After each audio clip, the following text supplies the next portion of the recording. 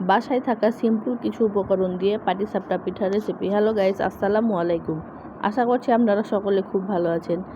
ভাবছি বিকেলের নাস্তায় বাচ্চাদের জন্য কি বানিয়ে দেওয়া যায়। ভাবতে ভাবতে হঠাৎই মনে হলো পাটিসাপটা পিঠা বানালে কেমন হয়। যেই ভাবনা সেই কাজ, শুরু করলাম পাটিসাপটা পিঠা বানানো। বাচ্চাদের খাওয়া হবে, আপনাদের সঙ্গে শেয়ারও করা হবে।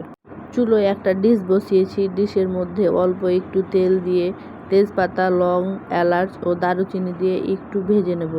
এবার আমি এখানে চালের আটা ব্যবহার করেছি, এখানে হাফ কাপ চালের আটা। এবার একটু ভালো করে ভেজে নেব। ঠিক যখন ভাজা এরকম হয়ে আসবে তখন এটার মধ্যে হাফ লিটার দুধ ও হাফ লিটার পানি দিয়ে আবারও আস্তে আস্তে নাড়াচাড়া করে মিশিয়ে নেব, না হলে এটা দলা পেকে যাবে। এবার এখানে আমি 2 কাপ চিনি ব্যবহার করব। হাফ কাপ আটার জন্য 2 কাপ চিনি যথেষ্ট। এবার চিনি দিয়ে আবারও আস্তে আস্তে নাড়াচাড়া করে একটু মিশিয়ে নেব।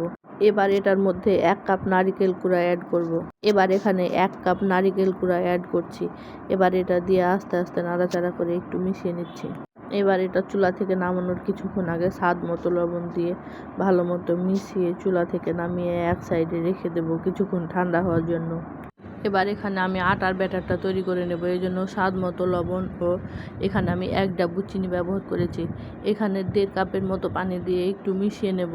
এবার এখানে 2 কাপ গমের আটা দিয়ে আস্তে আস্তে আমি একটা সফট ব্যাটার তৈরি করে নেব।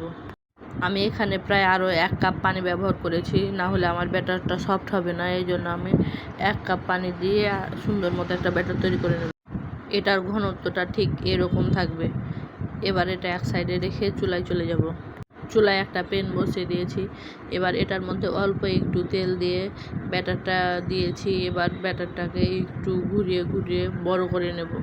এবার নিচ সাইডটা হওয়া পর্যন্ত একটু অপেক্ষা করব, কিছুক্ষণ, প্রায় 30 সেকেন্ড কি 1 মিনিটের মতো। নিচ সাইডটা হয়ে গেছে।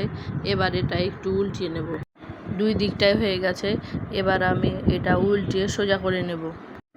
যে পুরটা আমি তৈরি করে রেখেছিলাম এভাবে মধ্যেখানে দিয়ে এভাবে আমি আস্তে আস্তে ঘুরিয়ে উল্টিয়ে উল্টিয়ে একটা রোল তৈরি করে নেব।